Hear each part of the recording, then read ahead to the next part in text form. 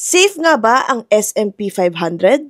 Hi guys, Doc Ara here. Lagi ko ito naririnig online na ginagamit daw nila ito para sa mga aso nila or pusa nila na may sakit. Usually kapag may parvo daw or kaya distemper. So ano nga bang S&P 500?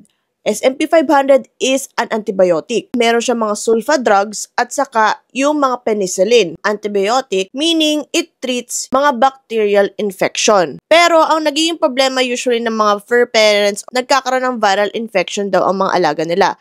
Again, ang mga viral infection, hindi po sagot ang mga antibiotic para sila ay ma-cure. So technically, ang S&P 500 ay hindi po gamot para sa mga ganito. Bakit nga ba usually ng mga fur parents dwell into S&P 500 kasi very accessible ito sa mga poultry stores, sa mga pet shops. So, mabilis siyang makuha without any prescription, which is quite alarming. Let me cite some problems or yung mga complications na pwede mangyari sa alaga nyo kapag ginawa nyo itong practice na to. Una is antibiotic resistance. Ano to? Sa kakabigay ng antibiotic, konting pagtatailang, pagsusuka sa alaga nyong aso o pusa, aabot sa point na hindi natatalab yung antibiotic na yon. Which is actually a challenge na and nangyayari na currently kasi merong mga aso at pusa na nagkakaroon ng certain resistance na sa mga antibiotic na meron tayo sa market. Another complication is a possible allergic reaction. Merong mga dogs and cats na possibly allergic sa penicillin which will lead to anaphylactic shock and pwede nila itong ikamatay.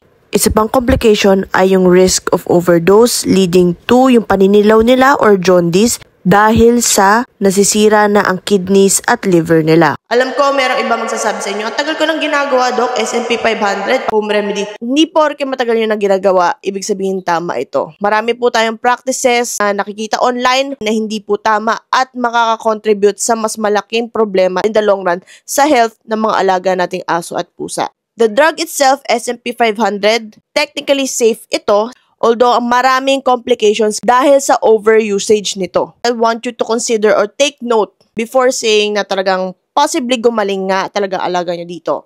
First, diagnose ba talaga sila for parvo and distemper? Second, remember this phrase. Correlation does not imply causation. Just because two things are related or nag-occur silang dalawa together, hindi ibig sabihin one causes the other. Or hindi na yung rason kung bakit nagkaganto siya or bakit gumaling siya. There are a lot of factors to consider when it comes to our animals. Again, ang goal ng video na to is to educate. For you, for parents, to keep an open mind pagdating sa health ng alaga natin and also isipin natin ang welfare ng mga alaga natin. And with that, if you have other concerns, don't forget guys to consult your veterinarian.